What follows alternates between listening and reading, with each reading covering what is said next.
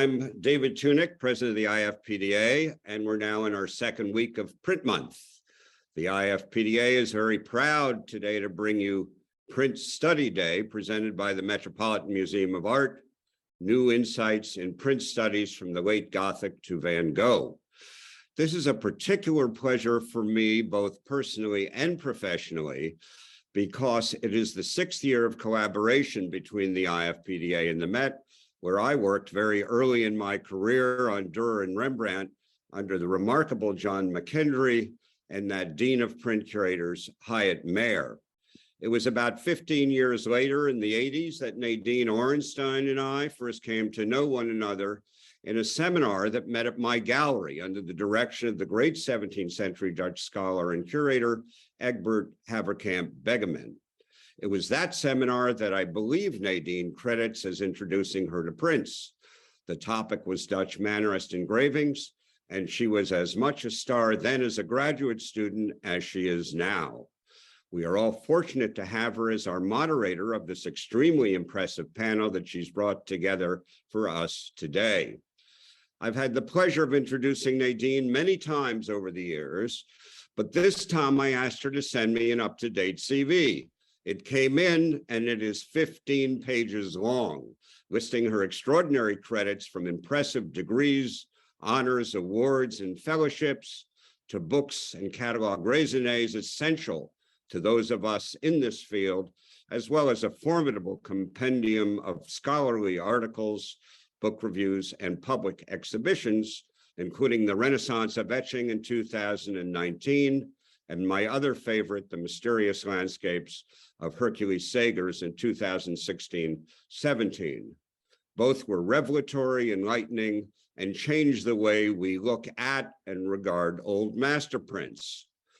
Before turning this over to Nadine, I'll mention that you are welcome to send in your questions throughout the program by clicking on the Q&A tab at the bottom. With so much to pack in our 90 minutes, I'm not sure how many we'll get to, how many of your questions we'll get to, especially with the large number of registrants numbering close to 300. And now, Dr. Nadine Orenstein, Drue Heinz Curator in charge of Drawings and Prints, the Department of Drawings and Prints at the Metropolitan Museum of Art. Welcome, welcome, and Nadine, over to you. Thank you, David, and thanks for that lovely introduction. I'll have to send you my abbreviated version of my CV next time. Anyway, thanks and welcome to everybody. I am really delighted to be doing this, which is now our 6th of these events. And I just want to thank all the people involved. Number one, not a person, but the IFPDA for working with us on organizing this symposium, this study day for the last 6 years. Obviously, we got to do this originally for 3 years in person, and we got to do it 3 years online. Both have their advantages. What's great is what we can do today, which is invite speakers from all around the world to join us. So thank you to David Tunick. Thank you to Jenny Gibbs, who is one of the easiest people to work with, and has just been a pleasure organizing these events with her for the last few years. And also Shari Young, who has been doing, I think, all of the hard work in organizing these events. I also want to thank on our end, Joanna Seidenstein and Connie McPhee, who have been helping and really organizing our session today. What I'm going to do is first introduce all of our speakers and then allow them to give their talks. And then at the end, I'll come back and moderate the Q&A. So our first speaker is Dr. Joyce Zelen, a lecturer at Radboud University, Nijmegen, where she teaches Renaissance and Baroque art with a special focus on early modern prints. She also works as a compiler for the New Holstein series on volumes on the anonymous Northern engravers of the 15th century. And those of you who might not know, the New Holstein series, or the Holstein series, is like the Bible for people like me.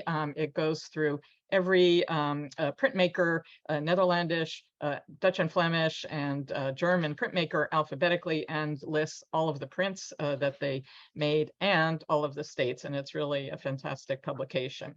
Joyce has previously worked at the Fondation Custodia in Paris, the RKD in The Hague, the Vrije Universiteit in Amsterdam, and the Rijksmuseum. Today, she will speak about her current research on Netherlandish engravings of the late Gothic period, which she is compiling for the New Holstein series. So we're really looking forward to that talk. Our following speaker is Dr. Benedetta Spadaccini, Assistant Curator at the Biblioteca Ambrosiana in Milan.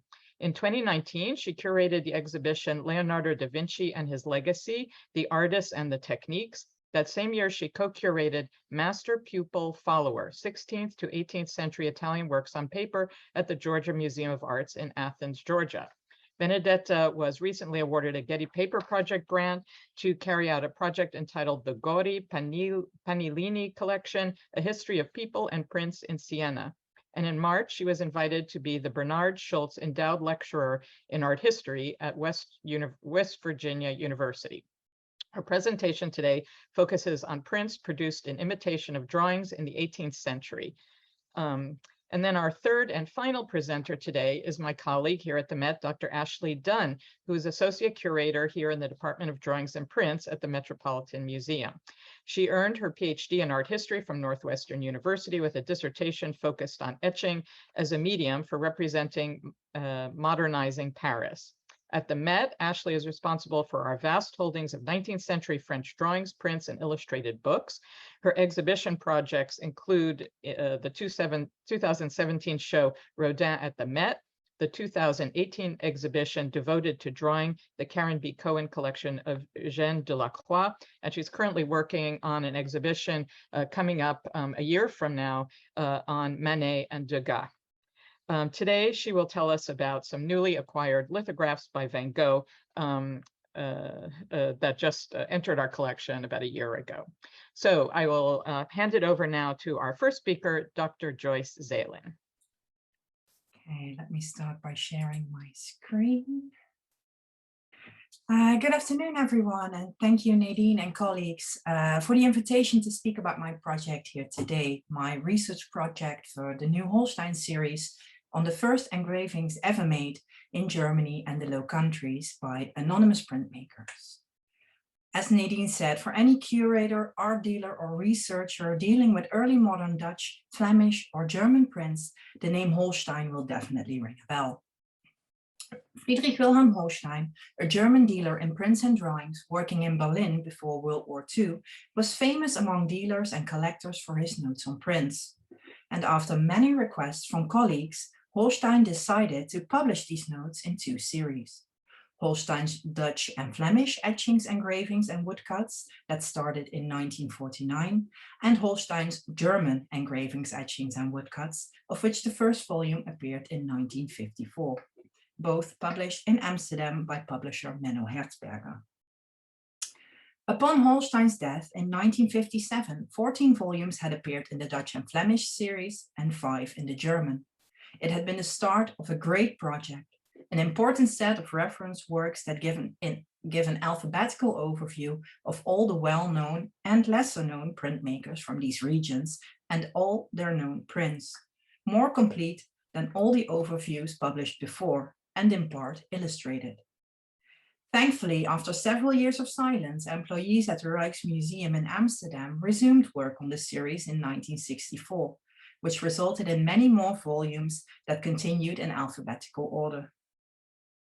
Then, in 1995, the Holstein series came into the hands of Rotterdam publisher Sound and Vision, who today still publishes the series. The Dutch and Flemish series, with a total of 72 volumes, is now complete, but the German series still has a few letters of the alphabet to go. But Sound and Vision also launched 2 new series, the New Holstein Dutch and Flemish and the New Holstein German. These series were launched in the 1990s with the aim of updating and perfecting the information contained in the earlier volumes. The higher standards of research today, but also the policy of reproducing nearly every entry and adding much more information to these entries, are among the evident merits of the new volumes. And these new volumes no longer follow the alphabet.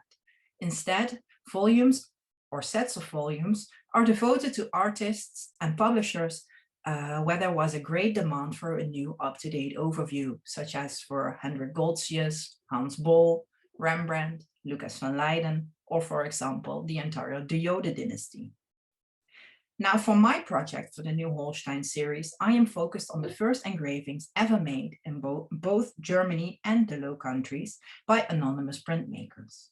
Those anonymous engravings made between circa 1440 and 1500, when artists were discovering the possibilities of the new medium in terms of technique, style, size, subject matter, function, distribution, etc., which resulted in some of the most creative images you have ever seen. It's late medieval imagery at its purest. And here are some examples of what these engravings, these anonymous engravings, look like. Of course, a lot of devotional images were created, many of the right small size to fit into books and Bibles, in prayer books and Bibles. But several engravers also experimented with funny genre scenes, for instance, of fighting peasants, grabby monks and fools, and adorable pairs of young lovers. But also, since the first print engravers were most likely trained gold and silversmiths who started to apply the technique of engraving, which they normally use to decorate three-dimensional objects, to flat copper plates for printing, we also come across many ornament prints that are clearly related to their other branch of business. Except for one small volume in the Old Dutch and Flemish series, volume number 12, published in 1955, that covered the oeuvres of 27 anonymous Dutch printmakers, the bulk of 15th century anonymous printmakers from Germany and the Low Countries is not treated in all the Holstein series.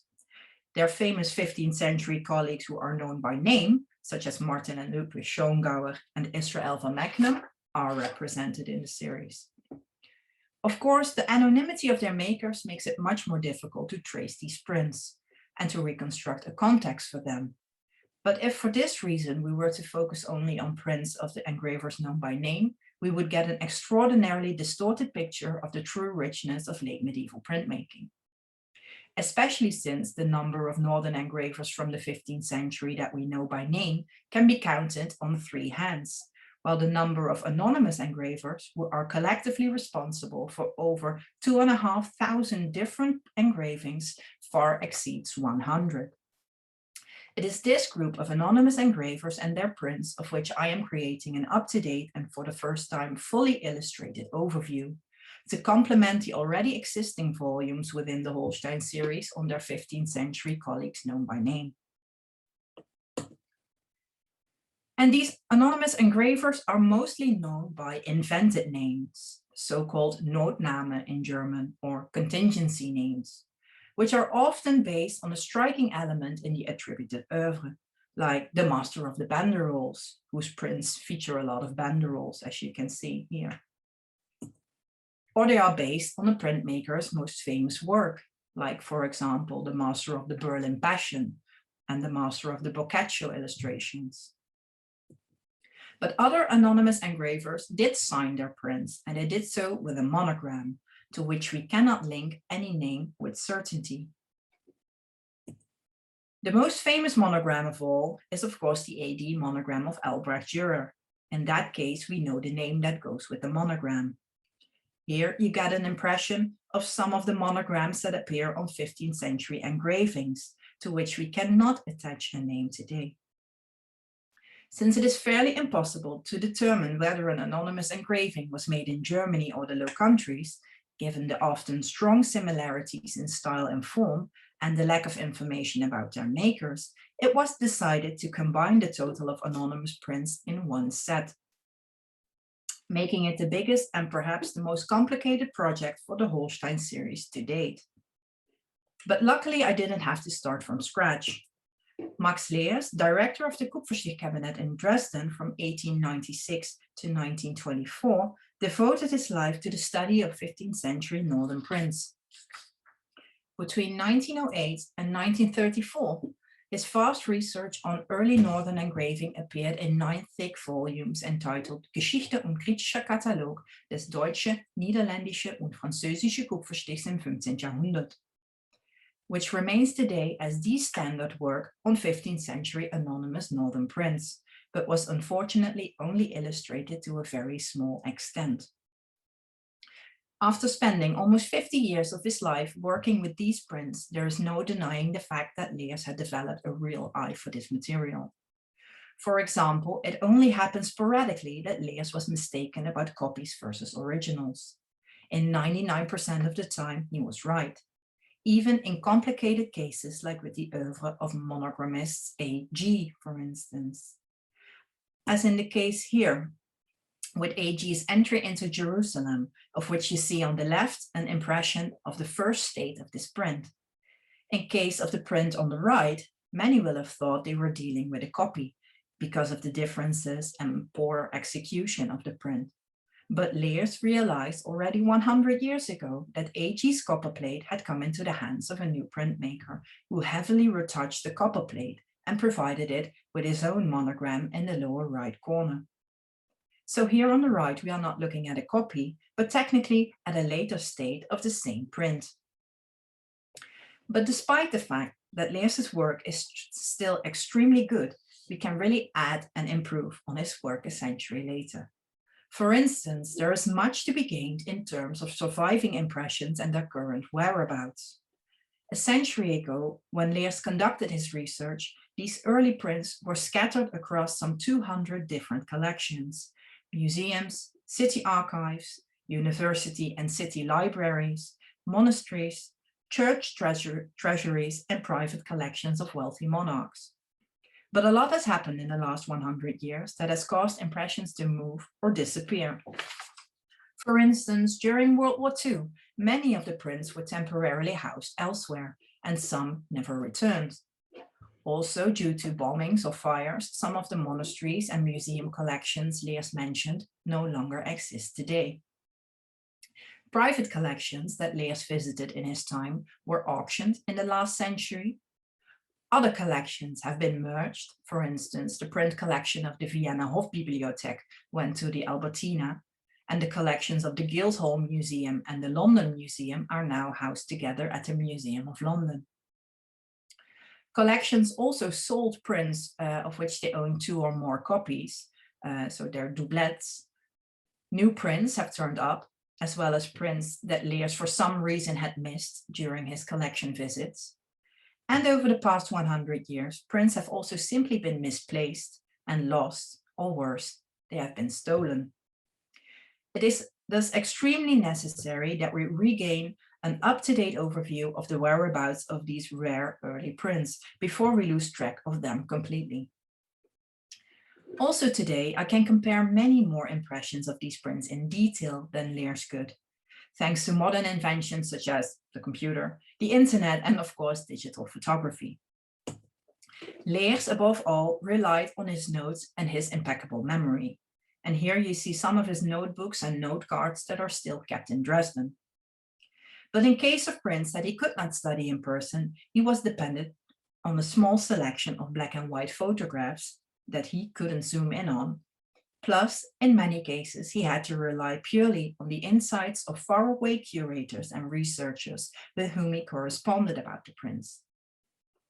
This has caused Leers to draw many wrong conclusions, in particularly regarding states, but also when it comes to the attribution of these anonymous prints.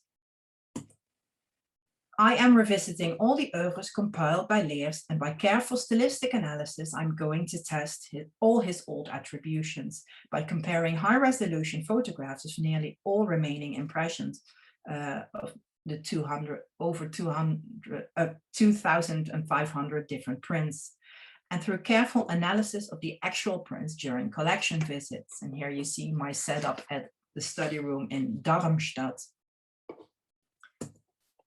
This way, I'm going to try to determine whether all prints that Leers attributed to a single master were in fact made by one printmaker, like in the case of the master of the banderols, whose prints seem to differ quite a lot in terms of style and execution. And to do this the best way possible, especially the physical analysis of a large number of prints is key, to get a real feel for the material and to train my eyes, in order to not miss or misinterpret anything when studying photographs of prints that I am not able to visit in person. I, for instance, have to train my eyes to notice every restoration, every later intervention.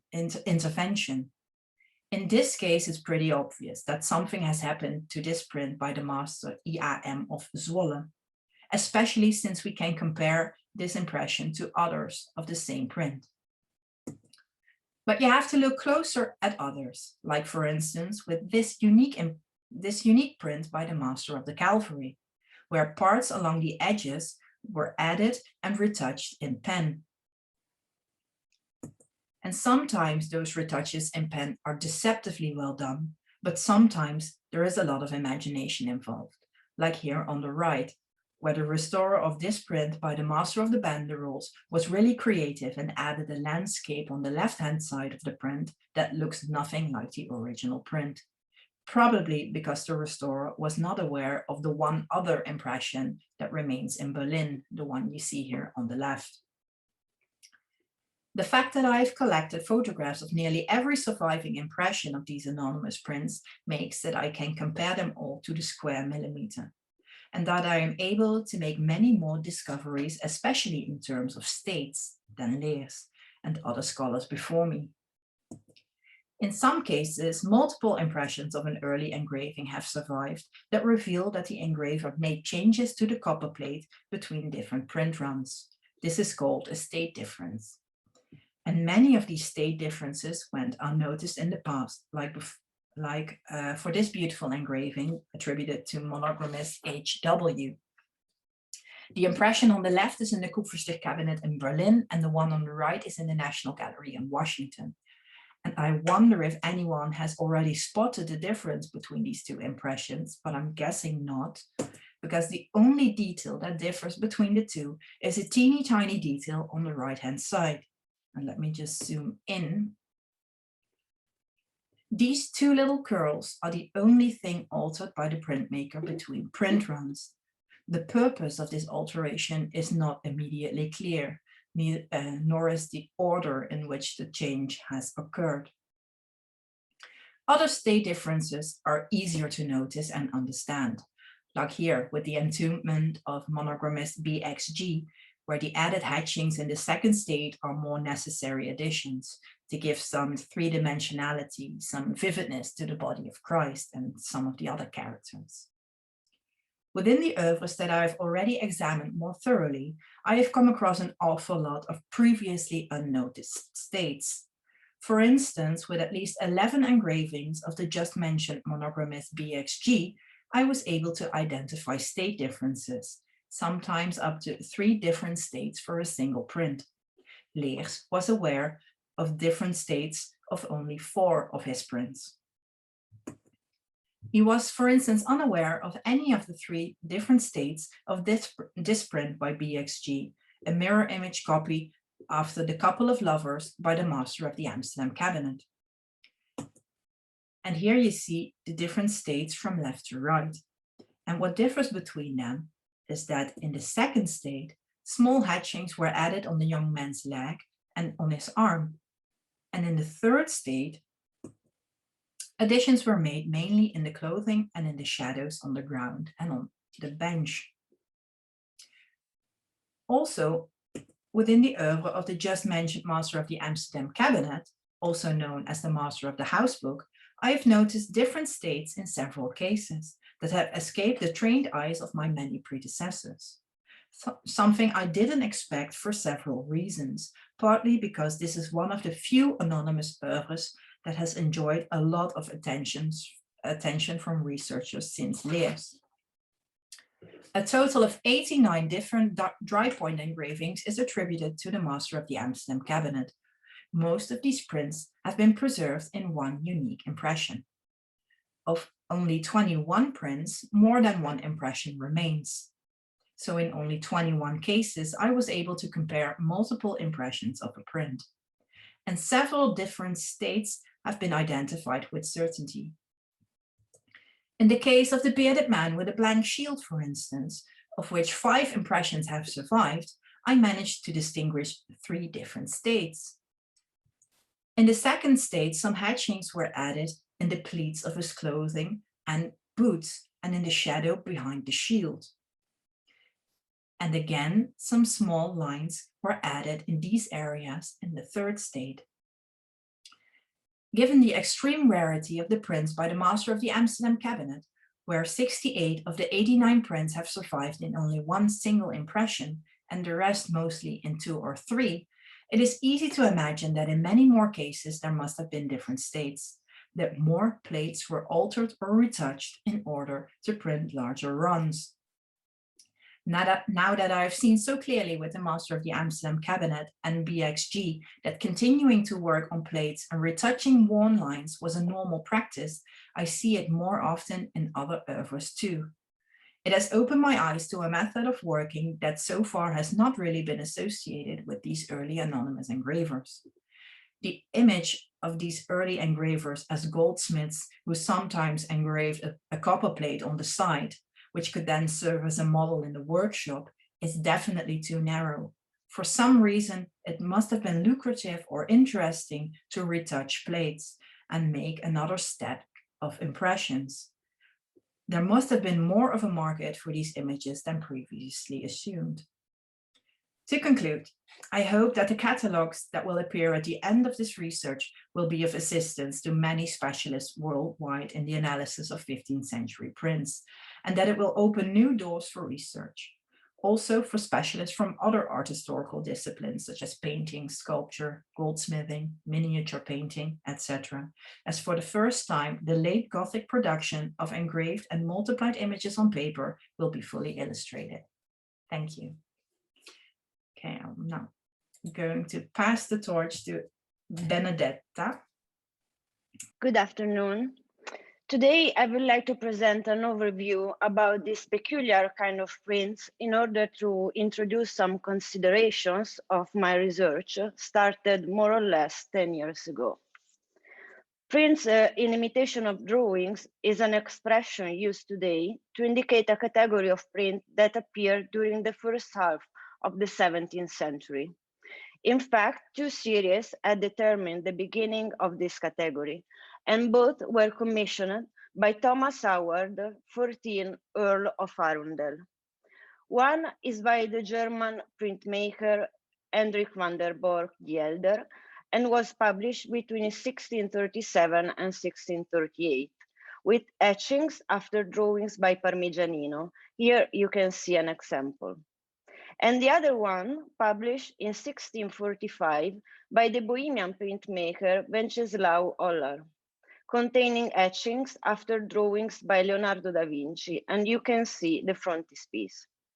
However, the name of this kind of prints was given a century later, when in 1735 the volume Prints in Imitation of Drawings was published, containing around 70 prints made by the British printmakers and publishers Arthur Pond and Charles Nepton. In order to belong to the category of prints in imitation of drawings, a print must meet 3 requirements. First, the drawing was not intended to be printed. Second, the drawing does not belong to the artist who made it.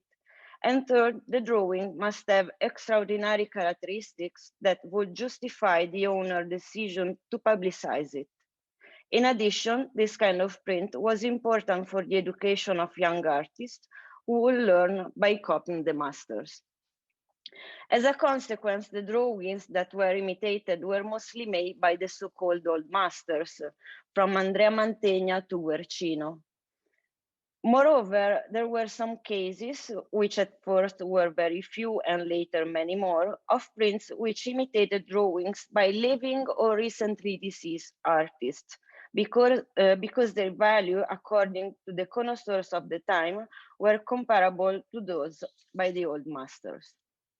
To achieve the perfect imitation of a drawing, the printmakers began some technical experimentation, and from the beginning, the most prevalent printmaking technique was etching. Because, for example, it maintained an altered freedom and spontaneity of marks, and allowed a certain speed in execution and a certain circulation. The etching after the Arundel series was used in the prints in the so-called Cabinet Jabak, the first monumental series of this kind of prints published from 1666, containing 283 prints after drawing made by Titian, Campagnola, Pietro da Cortona, Andrea del Sarto, Parmigianino, Correggio, and De Carracci, just to mention a few. And here you can see the frontispiece and two examples.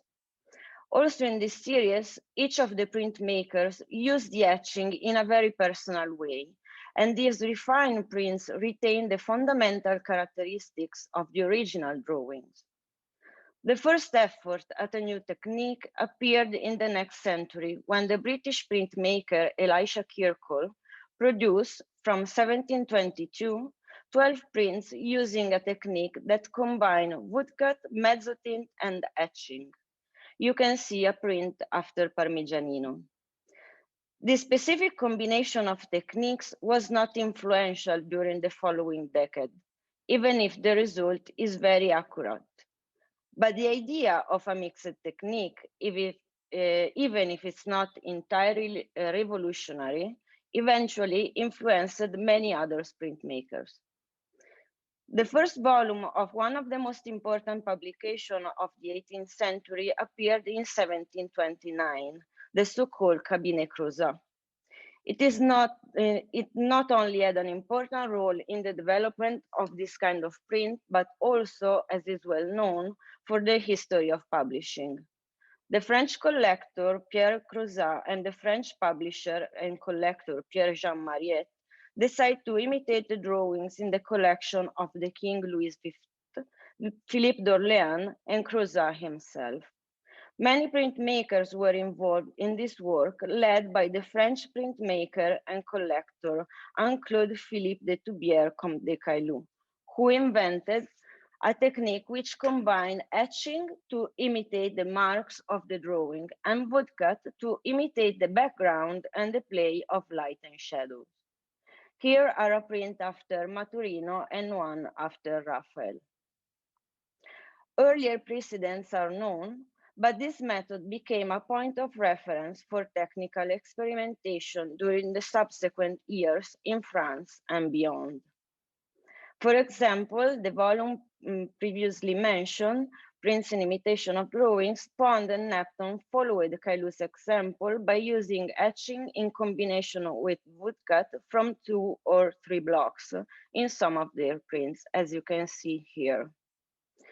The examples of Kirkconnell and that of the Cabinet Crozat support the idea that printmakers wanted and needed to find an appropriate technique which would convey on the plate and on the sheet of paper all the elements of the original drawing, including the play of light and shadow, the visual qualities of different media and colors.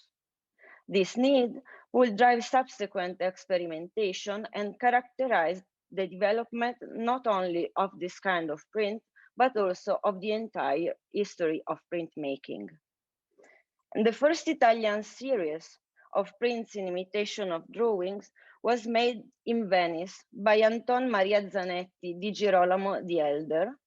Zanetti was an Italian collector at the center of the Venetian artistic life, and he was connected with the most important collectors and printmakers in Europe. Zanetti wanted to revitalize the woodcut technique with a precise historical aim. He wished to revive the grand tradition of Ugo da Carpi, Antonio da Trento, and Bartolomeo Coriolano. Zanetti's series is known in 4 editions, from 1731 to 1749, but the prints are dated between 1721 and 1741. Here are the frontispieces. The first edition contains 47 plates and the last one 91, after drawings made by Parmigianino, Lelio Orsi, Jacopo Zanguidi, Cole Bertoia, and Raphael. Zanetti made 30 impressions of each woodblock, all of which he destroyed and burned, as he himself wrote. Despite the ostensible aim at creating exact copies, Zanetti made some adjustments to the figures in the drawings and used random colors. For example, the Virgin with the Child St. John and St. Joseph, after a drawing by Parmigianino, now in a private collection, is in counterpart printed with different combination of colors, and on the figures, Zanetti redrew some details, such as hair draperies and the stick that St. John holds in his right hand. Zanetti's way of reproducing old master drawings was both connoisseurial and critical, implying four choices. First, the selection of the drawings to reproduce from his own collection. Second, the style of the reproduction, whether it is printed from tones alone, like this one, or with a black outline. Third, the alteration of details and parts of the drawings. And fourth, the use of color printing inks.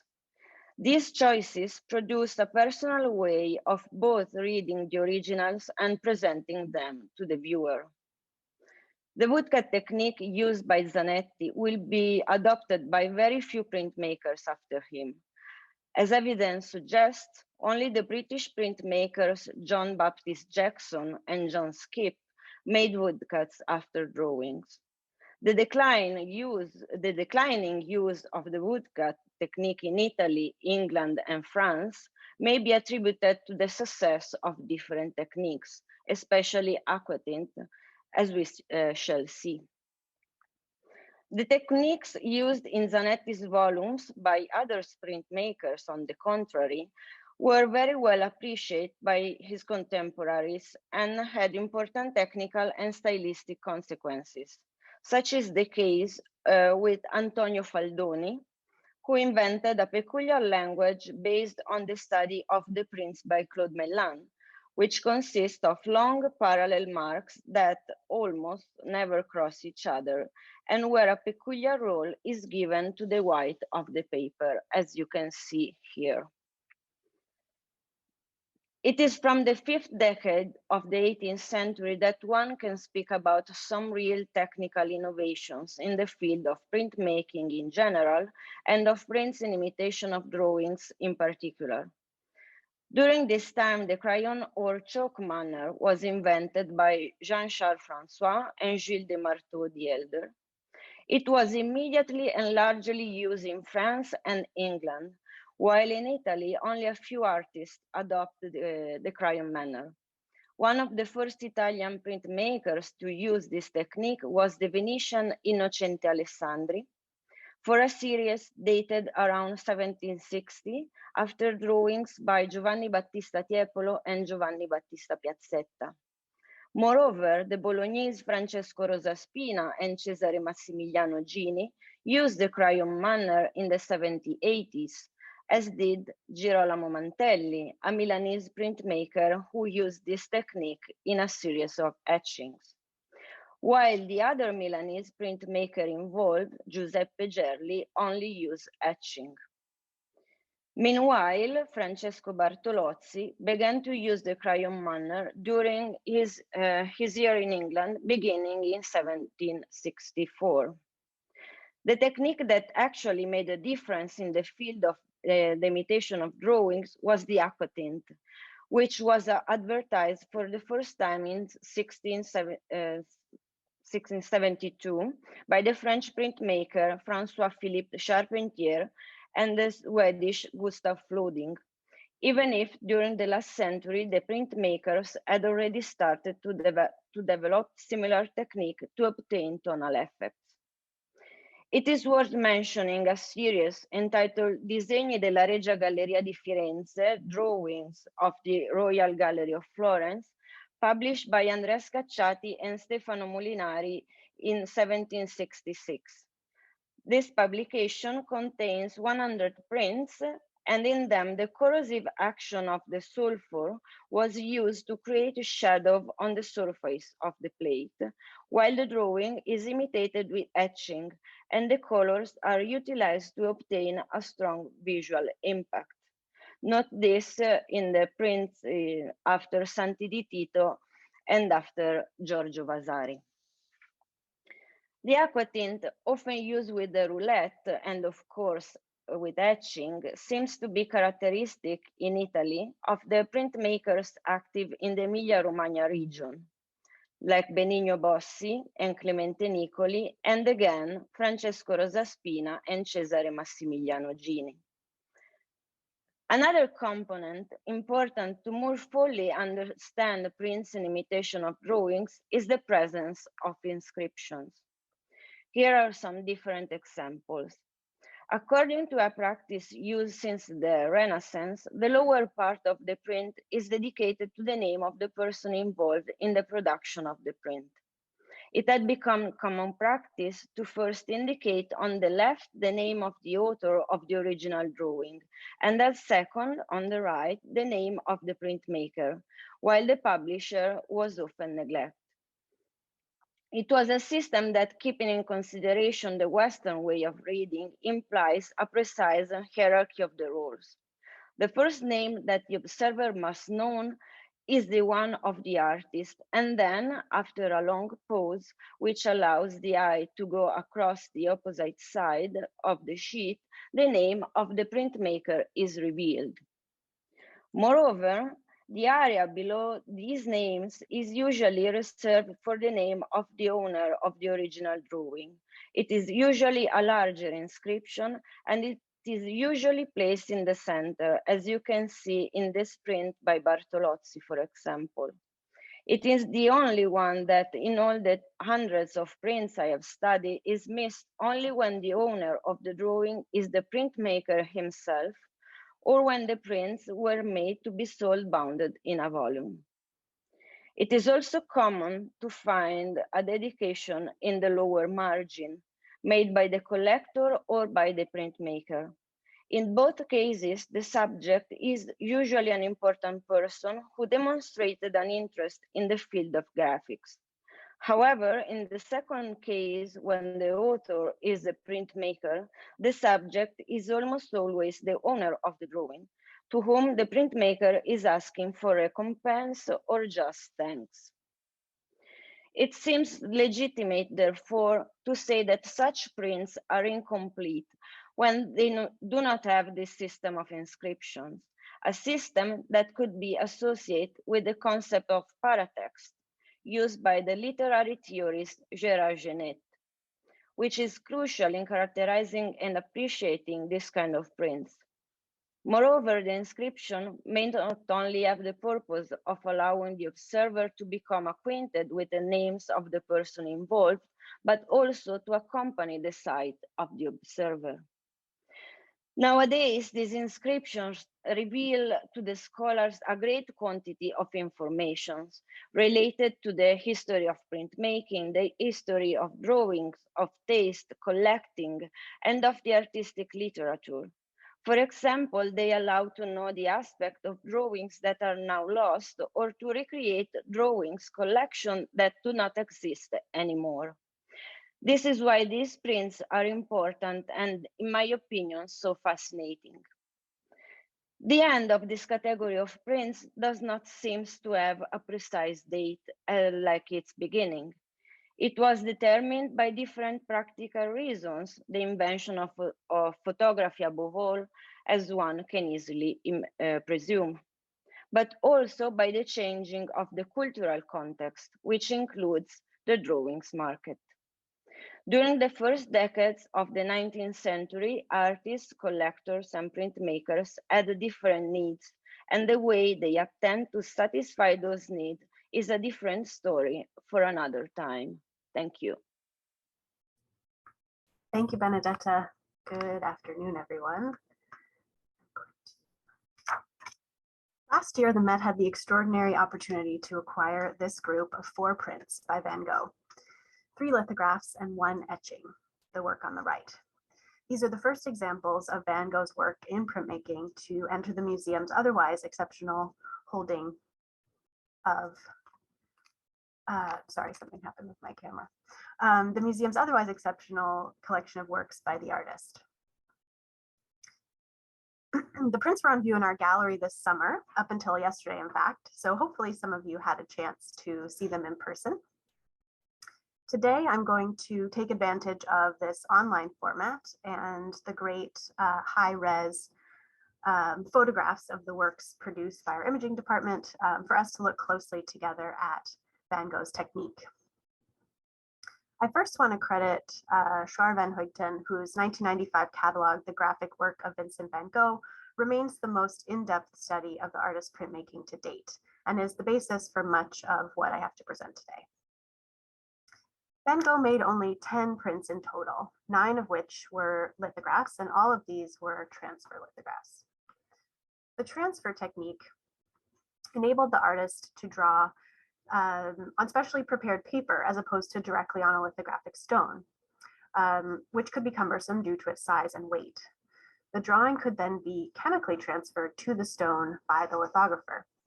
This additional step also had the potential benefit of undoing the traditional reversal of the printmaking process.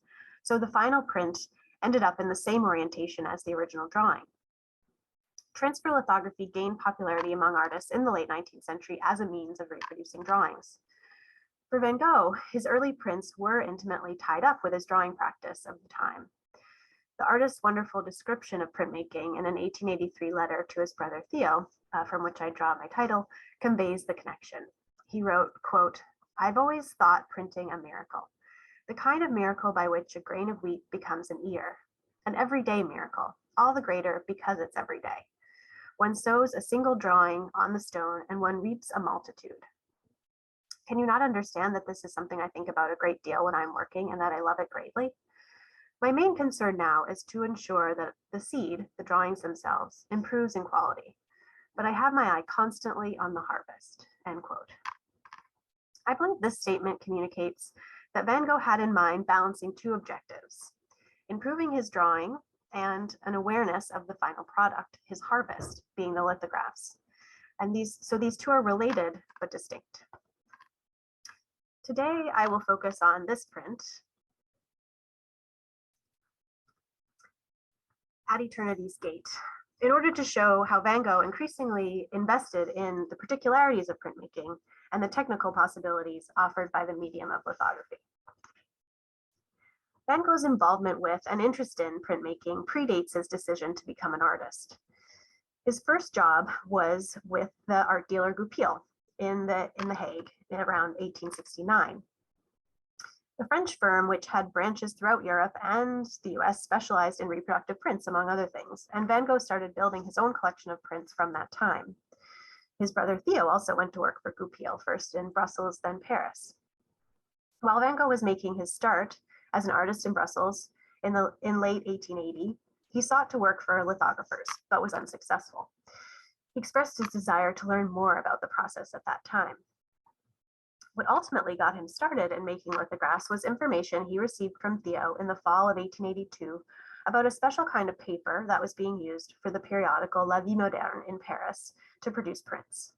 And I have to open a small parentheses here to mention that this was ultimately a misunderstanding because La Vie Moderne used the technique of giotage for their illustrations. So it's a different sort of transfer technique. But despite this miscommunication, it was enough to spark Van Gogh's curiosity.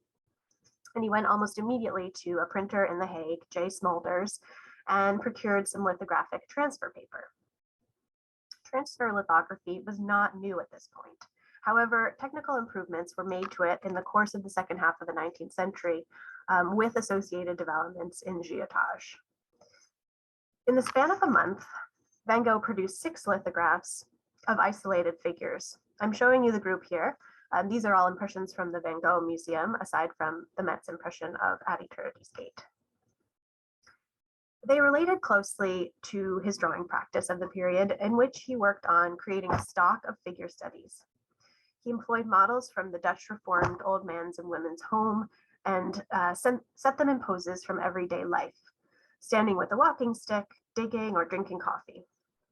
His favorite model of the period, Adrianus Jacobus Widerland, posed for 4 of the 6 prints, including At Eternity's Gate. After producing the first lithograph of the group, Pensioner with a Stick, The very same day he acquired the paper from Smulders, he wrote to Theo, quote, "I would dearly like to make more, a series of 30 figures, for example. It would make us more credible to the people we'll have to approach later on, namely magazine editors," end quote. So Van Gogh here reveals his primary motivation for making his lithographs, to earn commissions and work as an illustrator. The democratic nature of the medium also appealed to him greatly. He later described that his complete series of inexpensive prints would have subjects from the people for the people. He tried to convince Theo to help him fundraise for the series, writing, quote, "Since it is both useful and necessary that Dutch drawings should be made, printed and distributed for the homes of working people and farms, in a word, for every working man, so various people should unite to do their utmost and direct their best efforts to this end," end quote. It seems Theo ultimately decided not to invest in the venture because the artist was never able to publish an edition, hence the rarity of these works today. At Eternity's Gate shows the elderly man seated on a wooden chair in three-quarter perspective. He hunches over with his elbows propped on his thighs and his head resting in his clenched fists, a posture that conveys despair. He reveals the top of his bald head, highlighted by the reserve of the paper, and surrounded by unruly wisps of hair and bushy sideburns. With dark, emphatic lines and more subtle hatching and scraping, the artist calls attention to the creases of the model's modest attire, in turn underscoring the crumpled state of his weary body. He sits next to a brick hearth in which the embers of a recently extinguished fire smolder. Compositionally, this work is slightly more developed than the other prints of Zelen by including this slight indication of a setting or background. The motif of the despairing, poverty-stricken man who appears At Eternity's Gate was familiar to Van Gogh from precedents in realist art and illustration. He knew many examples through British publications and popular prints that he collected. Scholars have identified multiple wood engravings as potential sources of inspiration for this print, including this frontispiece for Charles Dickens' Hard Times. But in all likelihood, Van Gogh did not cite a particular model here. Rather, he invented his own variation on the theme. The print stands out among the 6 in the series for the spiritual significance the artist attached to it.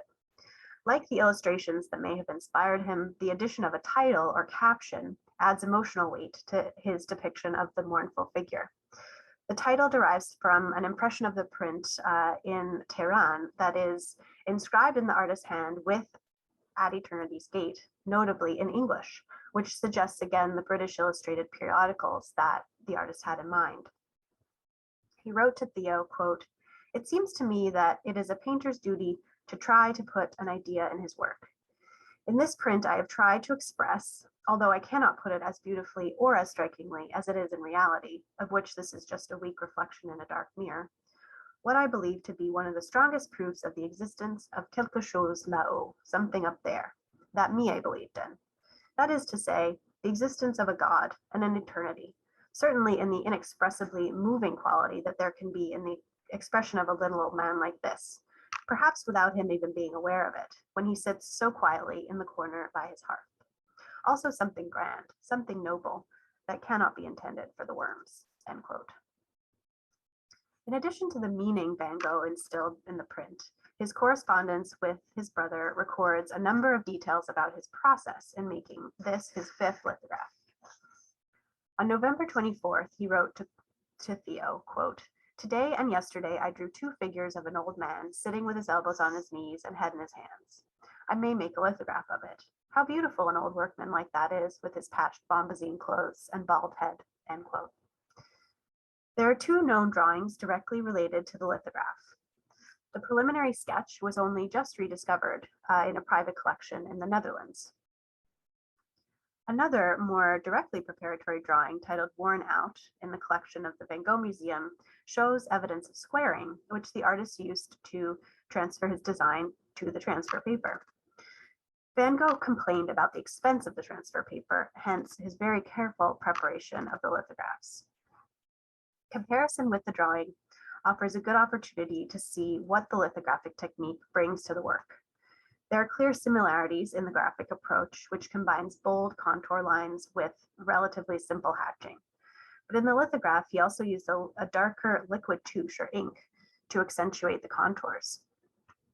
In looking at a detail, you can see the liquid line, particularly on the hand at left there.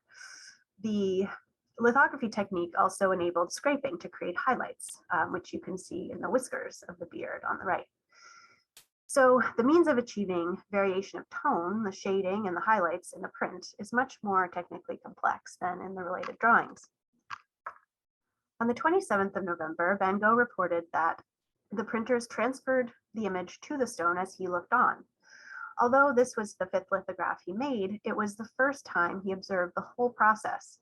As he wrote to Theo, quote, "I have now seen everything done once, the transfer to the stone, preparing the stone, and the actual printing, and I have a better idea of what changes can still be made by retouching. Here is the first impression, not counting a botched print. I hope to do better in due course. I am far from satisfied with this effort, but still improvement must come from practice and trials," end quote. Despite his apparent doubts, he must have been reasonably pleased with the work because he printed this impression on good quality laid paper, whereas he typically used cheap, low-grade paper for his proofs. And he annotated the only other surviving example on laid paper with a price of 15 centimes or cents, indicating that he perhaps intended to sell it. Close examination of the print surface reveals that Van Gogh did retouch the stone after the transfer of the drawing. Van Gogh used a type of grained transfer paper to make these prints. In this detail, you can hopefully make out that there is an underlying pattern of ring-like forms. This is where his crayon picked up the surface texture of the transfer paper. In this detail, we can contrast the texture of the drawing from the transfer paper with marks made directly on the stone, seen in the vertical hatching in the lighter area. You can also see the scraping on the diagonal at left and the darker lines of liquid touche, which obfuscate by filling in the grain of the transfer paper. Here's another detail where you can contrast the grainy lines of the drawing from the transfer paper and the smoother lines indicated with the arrow that Van Gogh added directly to the stone. At Eternity's Gate shows then Van Gogh exploring all kinds of mark making made available by the medium of lithography. And this print remained meaningful to him throughout his career. Records show that he brought an impression with him to Paris and went to the trouble of having it framed. Then, in 1890, while in the asylum in Saint-Rémy, he asked Theo to send him an impression of the print and made a painting based on it. This is the only one of his own prints that he copied in oil. I hope that today's brief exploration of this work has shown that Van Gogh's interest in lithography was about much more than simply replicating his drawings. He had a demonstrable curiosity in the specificity of the technique, and we can only lament that after a final experiment in the summer of 1883, he made no more lithographs. Thank you. So please feel free, if you have questions for any of our speakers, to type them into the Q&A. We have a few questions in already. I wanted to ask Joyce, actually. I'm so obviously, since this is my field, I'm very excited about this volume coming out soon, or eventually. It won't be soon, I'm sure. But is it coming out in the Netherlands Holstein, or is it coming out in the German Holstein? And obviously, since you don't know who these artists are you making a distinction between German and Netherlandish potentially artists? Yes, yeah, thank you for that question, Nadine. No, it's going to be a new set. It's going to be it's not going to be in the Dutch and Flemish and not in the German. It's going to be a set on 15th century engraving and both, because yeah, as I said, you can't distinguish them. Only a few oeuvres you have a hint of a family sign from Frankfurt or something among the prints, and then it's pretty clear that we're dealing with a German printmaker. But in most cases, it's not. So I'm not going to make that distinction in this series. So it's going to be a separate set. So you're used to the green volumes and the red volumes. So there's going to be probably a different color on the shelves within a few years. We will make space for it now. I have a question here from Larry Silver for Benedetta. I note that many of the imitations of drawings favor drawings on tinted paper. I also recall that Parmigianino developed the same mixed medium approach of chiaroscuro woodcut and etching for one of his own 16th century imitations of a drawing after Raphael, Peter and John healing the lame man. Would that be considerably earlier example of the same process? It's a sort of precedent what Parmigianino and others artists made in the 16th century. But as I say at the beginning, what happened in the 17th century and in the 18th century is different. And for example, the drawing was not intended to be printed, or the drawing does not belong to the artist anymore. And so it's different what happened in the century before with Parmigianino and Raphael, because their intention was to print their drawings.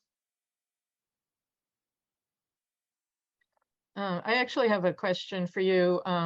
You know, the colors of these, so many of these prints are green and purple, and colors that have nothing to do with what you actually see in the drawing. So what were they trying to create, really? Was it an imitation or is something totally different? Sometimes few printmakers wanted to do something more, like an effort to do.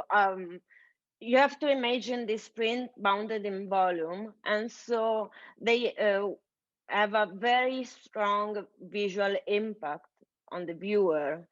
And what I said about Zanetti is exactly that. I mean, is a critical kind of imitation. It's not merely an imitation of every single marks. Every printmaker puts something of himself in the prints, and for some is the use of colors. All right, we actually have a number of questions for you.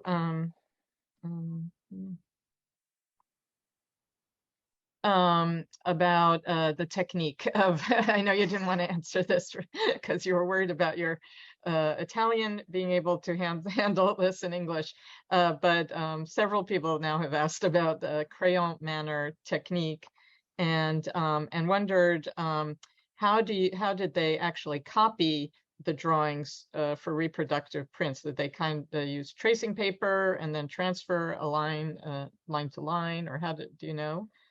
Yes, they usually use tracing paper. Yes, it was the technique. That's why many of these prints are in the exact same size of the original drawings. Because the printmakers, we know that they stay for a long time with the collectors of the drawings and study every single drawings into details, but then they use tracing papers. Rebecca Capua, who's a conservator, paper conservator in our department, in our museum, writes, thank you very much for these presentations. My question is for Dr. Zelen. What are you using for magnification in your examinations to distinguish printed versus drawn editions of minor hatch marks? Have you been able to successfully distinguish these in high-res photographs? Yeah, that's a good question.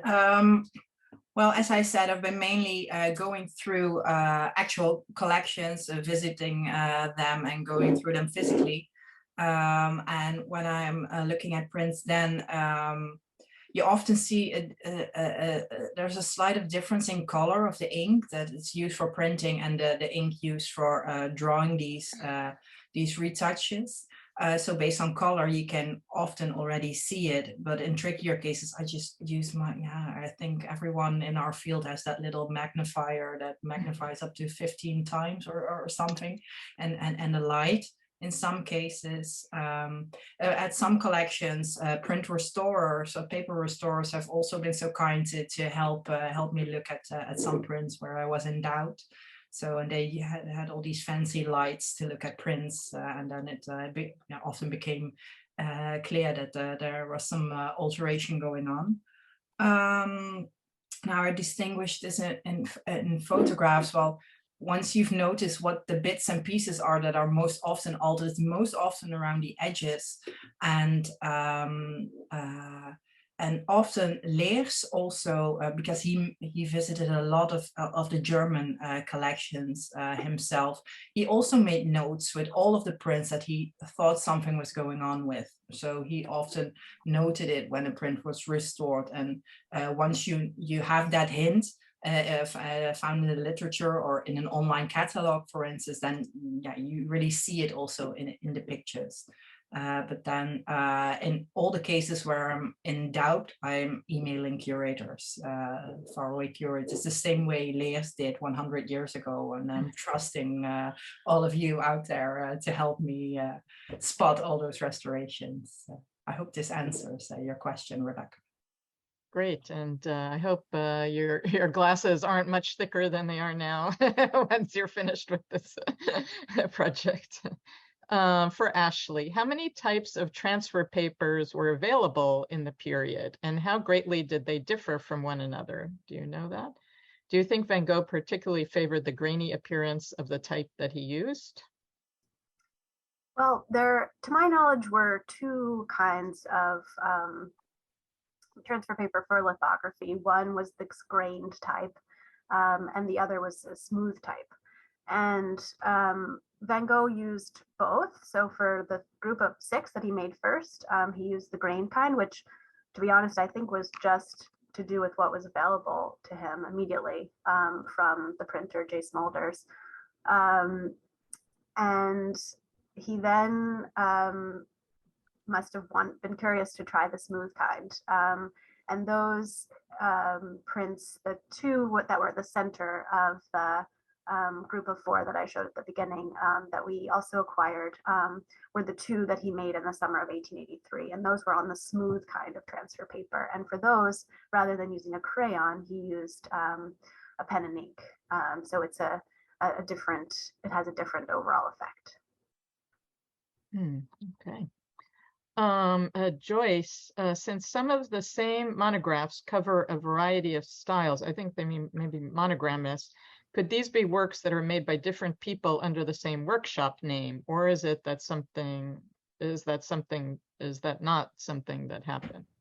So I guess the idea is Master AG, could that cover like quite a number of people in a workshop? Yeah, that's something I'm looking into. There are some instances where this has been suggested in case, such as with the so-called Saint Erasmus masters. So these are all printmakers that probably worked in the same city or the same workshop, and that basically just copied the works of the master of the Berlin Passion. So in that case, it's really believed that a group of 4 to 5 printmakers really worked together, but they all didn't sign their prints. But in case of a monogram, it could certainly be true that more hands could be behind that one monogram. But so far, I always find the style and well, the form of the prints with the same monogram always sort of similar, constant. It's more with the oeuvres that are with the notenamen. So the Master of the Berlin Passion, the Master of the Banderols, that real constructed oeuvres that there's more doubt. So in most cases, when prints are signed with the same monogram, I believe that they are by one hand. But there are a few instances like with a larger oeuvres that I really have to look into that. Yeah, if that was a possibility. Okay, one more, I guess a final question for Benedetta from Leslie Coetzee. Thank you for this talk. Can you speak more about the conventions that developed around when the print copy reversed the orientation of the drawing or not? Also, did these imitative technologies give rise to or impact the existence of intended forgeries of the original drawings at some point? Actually, I don't know about the forgeries, but about the things that are in reverse is because many printmakers that made prints in counterpart made this very this mistake to not do the trace drawings in reverse. And so the print appeared in counterpart respect of the drawing, the original drawings. It's just a mistake. It's not intended to be like this. Because I haven't seen some are in the same verse, in the same sense, and other are in counterpart. I don't think it's something. Okay, thank you. And then I will just say that Heike Barrel says, thank you so much in capital letters for your presentations. Warmest wishes from Dresden, Germany. Thank you so much. I think this was a wonderful morning. Thank you to our speakers. This was really illuminating and covered a wide range of material in prints, and it makes us all really look forward to the print fair that's coming up soon at the end of October. I will just turn it over to David Tunick to wrap up our session, and I look forward to seeing everybody in a few weeks in New York. Thank you very much, all of you, Dr. Nadine Orenstein, Dr. Ashley Dunn, Dr. Benedetta Spadaccini, and Dr. Joyce Zelen, for a really enlightening symposium. I'm sure we all learned quite a lot. I want to mention that tomorrow is another studio visit, this one with Tamarin. And for those of you who may want to revisit this or tell others about it who were not able to be on today, you can go to the IFPDA website or to the IFPDA YouTube channel. And with that, this is the IFPDA signing off in New York. Thank you very much for attending. Bye, everybody. Bye.